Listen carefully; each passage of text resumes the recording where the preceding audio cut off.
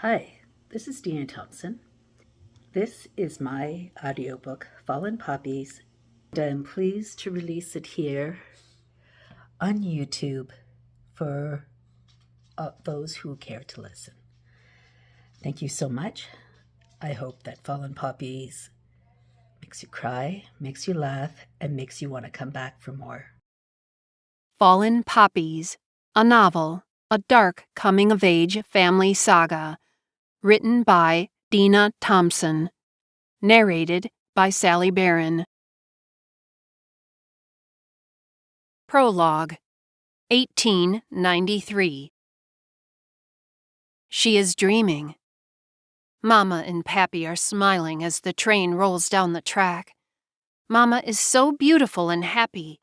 Strands of her golden hair have fallen from her usually well-kept bun. She looks over at Pappy. He smiles lovingly at his wife and brushes a wisp of loose hair out of her clear hazel eyes. "Jo Beth will be so surprised," Pappy says in a faraway voice. His dark eyes twinkle, full of life. The conductor is walking up the aisle. "Mama, Pappy, run! Get out of the train!" The conductor is an elderly gentleman of about 70 years. He is dressed in black trousers and a matching black blazer. A black cap rests comfortably on his balding, pale head. His shiny black shoes stop at Mama and Pappy's seats. "You are running out of time! Run! Run!" The conductor tips his hat and smiles at Mama, his lips becoming smooth and unwrinkled. "Is there a problem?" Pappy asks curiously. The noise in the train is getting louder. A baby held to a plump breast in the next coach cannot be quieted and continues to cry in protest. The baby's fists are balled up, and its face is scrunched up in anger, fighting off some menacing creature no one else can see. The conductor places a blue-veined hand on the red velvet seat. Blood seems to billow around his knobby digits. Mouth gaping open, he looks out the window beside Mama. "Hurry! It's almost too late! Hurry! Get out! Mama! Pappy!" The noise is increasing. The baby continues to cry louder and louder. The mother, frustrated, makes noises into the wiggling baby's red face. She cannot understand her child's behavior. Two gentlemen in dark suits look up from the card game they are enjoying. They turn toward their window, mouths open in surprise. Or is it fear? The noise in the coach is getting louder. There is an odd odor clinging to the air, a sweet, sickly scent, the smell of doom, the smell of certain death. "What is the problem?" Mama asks. Concern creases her smooth brow. She stands up in her seat and glances around frantically. Pappy reaches for her arm to soothe her. The conductor raises his old hand. It is shaking, and blood is streaming down his arm, sliding into the waiting hole of his sleeve. His rumpled lips flap up and down like sheets on a clothesline. He defiantly shakes his raised hand at the window. Droplets of blood sprinkle Pappy's clean white shirt and Mama's hair. They do not notice the blood. They are looking at the old man's fixed gaze. "Mama! Pappy! No! No!" Terror fills their eyes. Fear permeates the train, emanating from every passenger. They are going to die. They will die horribly, and they know it. Mama looks at Pappy sadly and clutches his hand tightly. "I love you, Constance," Pappy says above the whirling noise.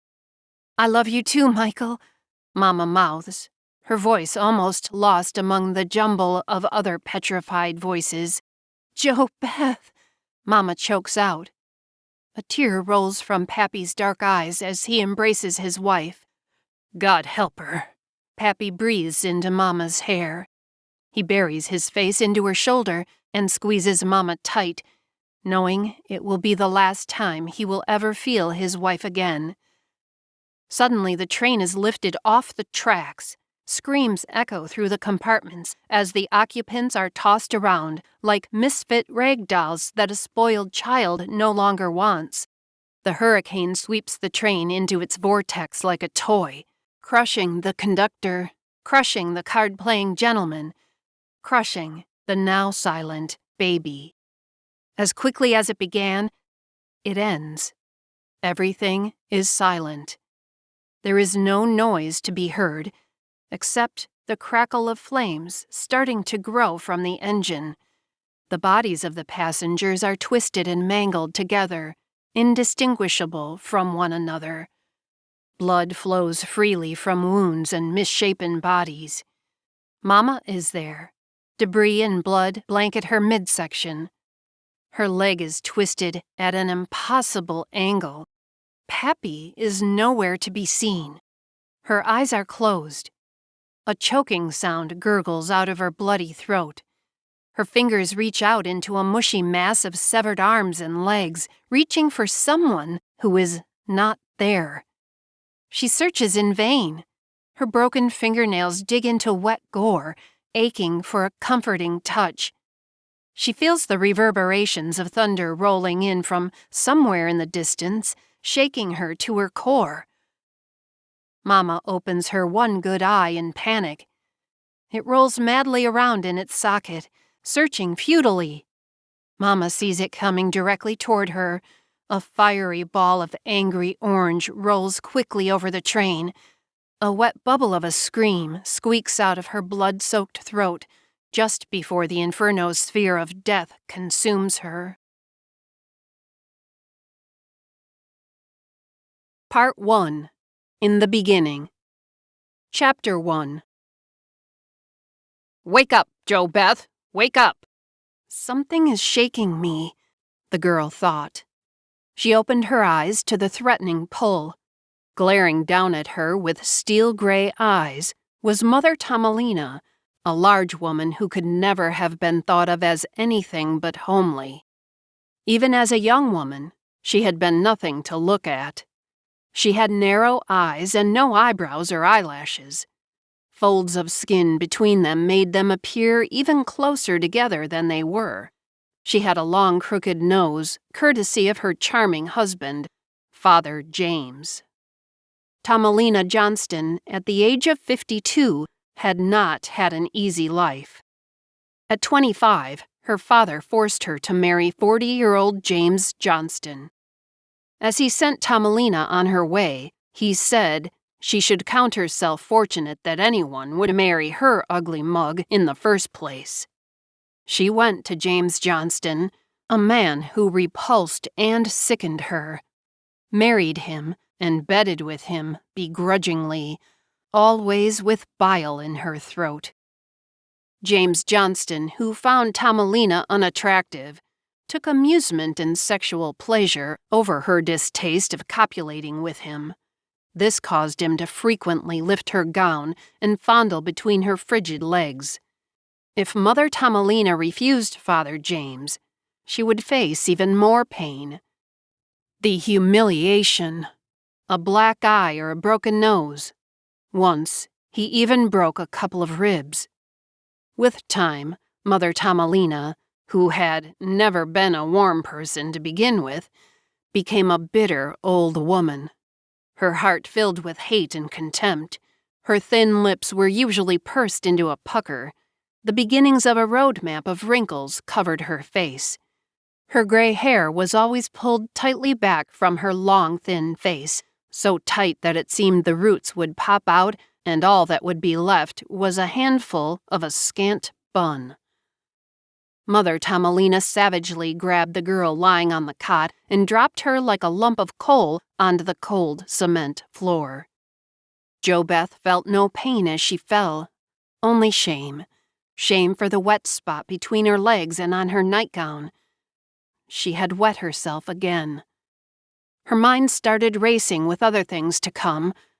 He would come now, and she feared him much more than she feared Mother Tommelina. She closed her eyes and swallowed. How did she end up here? How did she, the daughter of Constance and Michael Roberts, end up on a cement floor, soiled and humiliated, awaiting a beating by people she had never even imagined could be so cruel. A lump formed in the back of her throat. JoBeth had once had such a good life, a happy life. Why did it seem a lifetime ago? The hurricane. It all started, or ended, depending on how she looked at it, with the hurricane. Her parents had been killed on their journey home after a getaway in Louisiana. Despite being far from home, Constance and Michael needed the vacation. JoBeth had stayed home because she had not wanted to miss school, and she felt her parents needed some time alone to heal some wounds. 6 months prior, her younger brother Paul had been killed. As a rambunctious 8-year-old, he had been the apple of his parents' and sisters' eyes. JoBeth's parents had given up all hope of ever having another child after their daughter's birth. Each pregnancy ended by the 4th month in a painful miscarriage, sending Constance Roberts sick and depressed to her bed. By the time JoBeth was 6 years old, her pappy had beseeched his wife not to go through with the pregnancy she had just become aware of. "Michael, God's will shall be done. I will not destroy this gift," Constance said calmly but firmly to her panicked husband. "But Constance, if you lose this one, we may lose you also. Is it God's will that JoBeth and I live without you?" Michael asked in despair. "I do not wish to discuss the matter any more.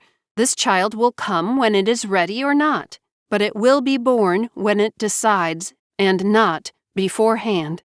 Constance stood steadfast, not looking at him. She rarely disagreed with her husband, but when she did, there was no changing her mind. Michael knew there would be no arguing with her, and he feared for his beloved wife's life, hating the child in her womb that threatened her. Several months later, at birth that nearly killed Constance, Paul was born, big and healthy. As soon as Michael's wailing, squirmy son was placed into his arms, all hate he had for the boy left, and love took over. Seeing that her mother wasn't going to die, and that the child she had been carrying was also going to survive, JoBeth quickly forgot about her former feelings and became excited that she was no longer an only child. Since his birth, Polly, a name adopted by JoBeth, was a child everyone, including his big sister, doted on. The little boy with light brown hair and sea-green eyes was aware of his family's affections and knew he could do no wrong. So, often he got himself into trouble knowing he would be forgiven. This was his mindset when he climbed the tree in the backyard of their home. He had been warned many times by his parents and JoBeth that it was too high, and he could seriously hurt himself should he fall. Polly felt he could do it. He had climbed many trees in his 8 years, and this beast of a tree would prove that he was the best tree climber around. He had done well until he reached the top branch. The twigs up this high were brittle, and bark flaked off easily under his thick-soled boots, crumbling to the ground far below. Polly had to clutch tightly to the main torso of the tree several times to balance himself. As he looked up, the tree leaves spiraled up to the sun, letting only glimpses of sunshine through. Triumph filled his heart. The beast had been defeated. He raised his right hand high into the coiled green and let out a victory cry. His hand slapped against a branch. It moved, letting in some of the sun's blinding rays. Squinting, he became temporarily blinded.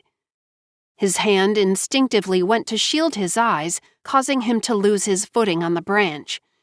It happened so fast, Polly never knew what hit him. He never even felt his neck snap, sounding eerily like the branches that fell underneath him as he hit the ground and landed on his head. He was killed instantly. JoBeth and her parents were devastated after the death of little Polly. Although they clung to each other for support, the emptiness would always be in their hearts. JoBeth felt relief when her parents left on the train to a popular resort located on the coast of Louisiana. She had visited there many times with her parents and brother. It was a favored place to vacation in 1893. The dark circles that seemed to haunt both her beloved parents' eyes were just a tiny bit faded. She knew this was just what the doctor had ordered. She had been studying quietly in the parlor, curled up in Pappy's favorite velvet chair, when she heard a knock on the door. Sitting up, she folded her notebook and absent-mindedly placed it on a nearby end table. Shivering and feeling something was wrong, she walked to the door. Rich aromas hung thick and delicious in the air. She had prepared her Pappy's favorite, roast suckling pig with potatoes and baby carrots, topped with a thick, rich gravy. Her mouth began to water with anticipation of her parents' arrival. They were due any time now, and she could not wait to see them. It had been lonely while they were away, and a little frightening at night with all the shadows dancing around on the wall. One night she was sure Polly's ghost had returned to get her, angry because she had not saved him from his fall from the tree. She knew she was being silly, but still she hid, quivering under the covers, fearing Polly would come, his head sitting on his shoulders unnaturally. JoBeth quickened her step to the foyer, figuring that maybe it was her parents so loaded down with parcels that they could not get to the door. She smiled broadly and skipped excitedly to the entrance. Opening the door, her joy was quickly dashed. Isaiah Hyman, the old Jewish man who was her family's closest neighbor, was standing in the doorway. He twisted his yarmulke nervously in his rough old hands, his leathery face drawn and sad. "Mr. Hyman, what is it? Is there something wrong?" JoBeth's heart suddenly began to race. Mr. Hyman was not a man to smile much. He never had any type of expression on his face, only a neighborly wave and a "how do you do." Frightened, JoBeth began to twist her hands together. Maybe something had happened to his sweet wife, Sarah. "Is it Mrs. Hyman?" She reached out and clutched the old man's hand warmly but firmly. "No, Miss Roberts. Mrs. Hyman is doing well, but I do bring bad news." He looked down at the ground, wishing he were not the conveyor of unfortunate tidings. "It is about Mr. and Mrs. Roberts. There has been an accident." JoBeth could not stop crying. At first, a guttural, deep-wounded cry took her breath away, but as days passed, it lessened to silent tears. People from town frequently came to console the young girl, bringing plates of steaming food, but nothing worked. She sat numb, hands limp in her lap, as each person asked the same questions. "Do you have any other relatives, dear?" In a bleak tone, she would reply, "They were all I had." Concern for JoBeth's welfare soon became eminent. Although she was 14 years old, she could not run a large farm, and it was improper for an unmarried girl to live alone without a guardian. It was unanimously agreed by the town council that since JoBeth had no living relatives, she would be sent to a nearby town to live with a couple who were known to take in orphaned children. The arrangements were made immediately, and the couple was very accommodating in accepting another mouth to feed. JoBeth's father's farm was auctioned off, and his arrears paid off with the proceeds. The small amount of money left after all the debts were paid was given to the couple taking JoBeth in. This was to help feed, clothe, and keep her in school until she came of age. All this was done as JoBeth sat back passively and watched her old life slip away. The house she was sent to was the home of Mother Tomalina and Father James Johnston. From the moment JoBeth stepped into the filthy shack, she relived her parents' death in her dreams. Sometimes Polly was with them, his neck broken and his head twisted and hanging on his shoulders. When she awoke from the depths of her nightmares, bathed in sweat and panting heavily, she saw that she had wet herself like a child just fresh out of nappies. Although JoBeth was humiliated, she could not seem to stop herself, which brought her back to her present predicament, lying on a filthy cement floor with Mother Tommelina standing over her. "You dirty girl!" Mother Tommelina screeched. JoBeth tried to get up and run, but she was too slow as Mother Tommelina's strong hand stopped JoBeth in her tracks with a stinging slap across her soft face, sending her sailing across the room. This time JoBeth felt the pain. She brought her hand up to her throbbing cheek, feeling the heat rise beneath her fingers. She quickly wiped away the drops forming in the corner of her eyes. "Get up and strip," Mother Tommelina said in a dry, dead voice as she turned her back to JoBeth. The girl stood up, shaking on weak legs, and stared at the large rump bent over the tiny cot. Mother Tommelina was quickly removing the gray, soiled sheets. "I should wipe your nose in it, you filthy girl." Mother Tommelina hated children and thanked God that he chose not to implant her womb with any of her husband's demon seed.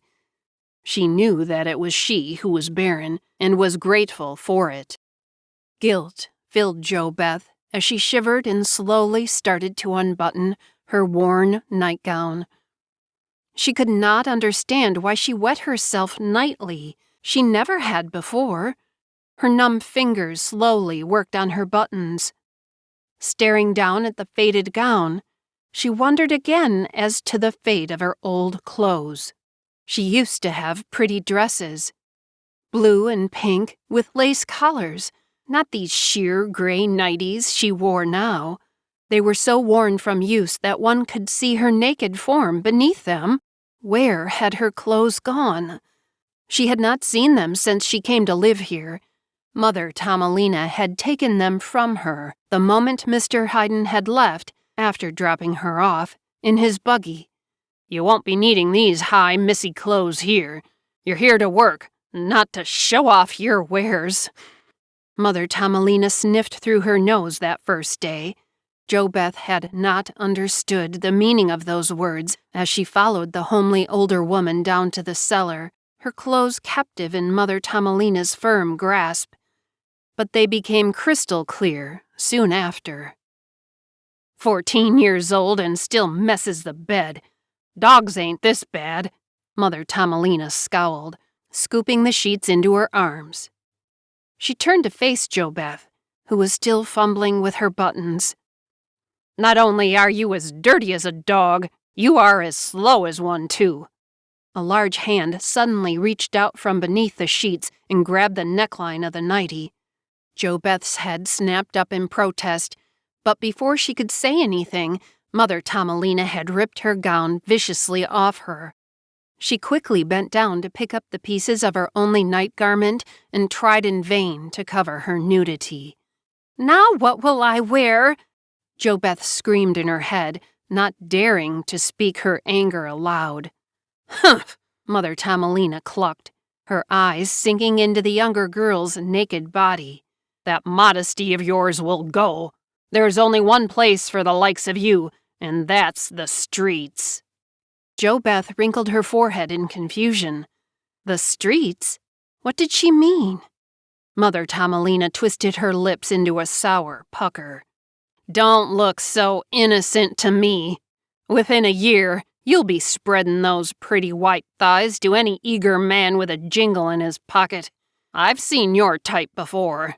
You'll end up with a bastard in your belly, not knowing who the pa is or where he went." JoBeth opened her mouth in protest, but Mother Tommelina quickly turned on her heels to leave. She swiveled around suddenly to face the dismayed young girl.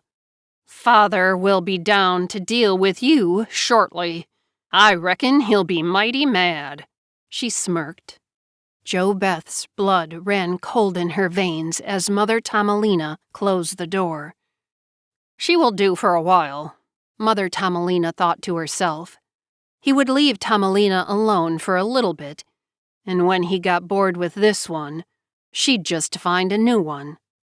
She groaned under her own weight as she ascended the stairs. She would sleep well tonight. How could she say that? Jo Beth's lips quivered. My mama and pappy never raised a girl like that. She clutched her gown around her tiny breasts and went to sit down on her cot. The cold, wet shift touched her flat belly. Goosebumps jumped to the surface of her skin, forcing her thoughts to reality. Father James would be down soon. Ice-cold fingers crawled up Jo Beth's spine, and the hair on the nape of her neck stood on end. He would be dressed in his usual trousers, old and faded from years of use. His large, hairy hands would lay the belt that would soon turn into a whip that would lash Jo Beth's young flesh. She was terrified of him. He was huge and burly with cruel, beady eyes. Never had she met a man like him. Then again, she had never experienced brutality until she came to the Johnstons' home. Jo Beth peeked through the strands of her own greasy hair.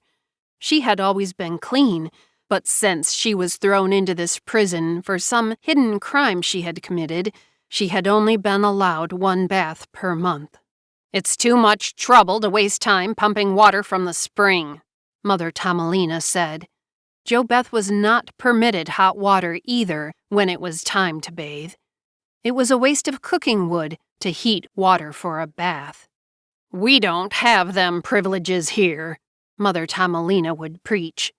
A cold bath makes for a quick bath, so you can be sure you won't be lazing around soaking in a hot, fancy tub. Jo Beth had to admit the old woman was right about that. The water was always ice cold. She would quickly wash the grime off her skin and be out of the tin barrel before she turned into an ice cube. Once, she was the last to take a bath. The water had been warm and greasy from previous people who used it. This disturbed her more than bathing in freezing water. From then on, she volunteered to be first into the tub. It was better to wash in cold water than to bathe in someone else's dirt. She closed her eyes and cowered on the corner of her cot, waiting. The Johnstons didn't have a large house, and with all the children they took in, there was not enough room for everyone to sleep. Jo Beth's cot was in a small room dug out in the cellar. All that furnished the room was her cot. The few clothes Mother Tomalina had given her after taking Jo Beth's were neatly folded in the corner of her cubbyhole. Her heart pounded uncontrollably as her eyes darted around the gray room. She would never become accustomed to the degradation of being whipped naked. The first time Father James had come into her room a month ago, she was more upset that he had seen her naked than at the beating. He did not seem to care if she was naked or not. He just grabbed her, beat her, and left. Jo Beth had cried for hours. No man had ever seen her naked, not even Polly or her pappy. It was just not decent, and she felt somehow soiled from it all. But worst of all was the way Father James looked at her. It was a hungry look, like a fox about to pounce. Bile rose in her throat. Those eyes were far more frightening than the belt could ever be. Father James stood holding onto the knob of the door. Inside was the whore he must possess. He felt himself harden with desire. Yes, she would be his. He thought of the greasy little wench inside, and a mixture of lust and hate filled him. Scratching his swollen belly, he belched with disgust. All women repulsed him. They reminded him of his mother. His childhood had been filled with humiliation after humiliation by the woman who birthed him. His father would leave her work in the fields, and the nightmare would begin. "James, "You lazy good-for-nothing. I told you to get the eggs from the barn." She would yell with such venom, James would duck his curly head down to try to avoid the hard whack across the head. But it didn't matter. Her hand always connected. And if it wasn't her hand, it was something else. Once, she had knocked him out with a rock. As he lay semi-conscious on the ground, bleeding from the head, she calmly stood over him, her dark eyes looking down at his 6-year-old body with disgust, and said, "Get up or just die. I don't care which one you choose." The memory flooded Father James with hate and anger. He had endured his mother's torture until he was 18. On a cold winter's morning, she had woken him to a slap across the head, and something snapped.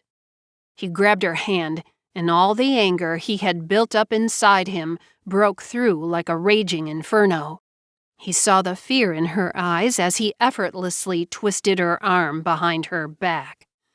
She grunted painfully as he forcefully heaved her body next to his. He said nothing as his hand connected with full force across her thin face.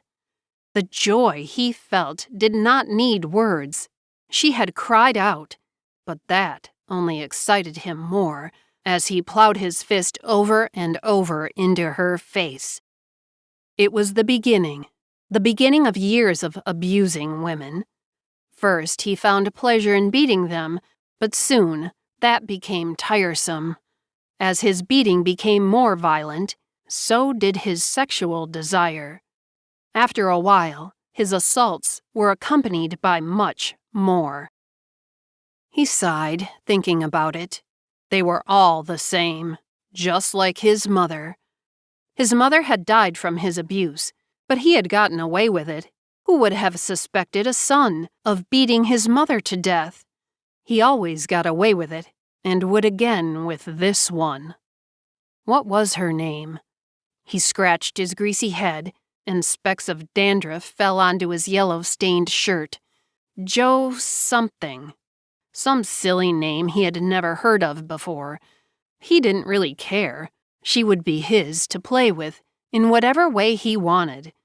And today, he wanted more than to beat her. He wanted to own her. Father James turned the knob and walked into the tiny room.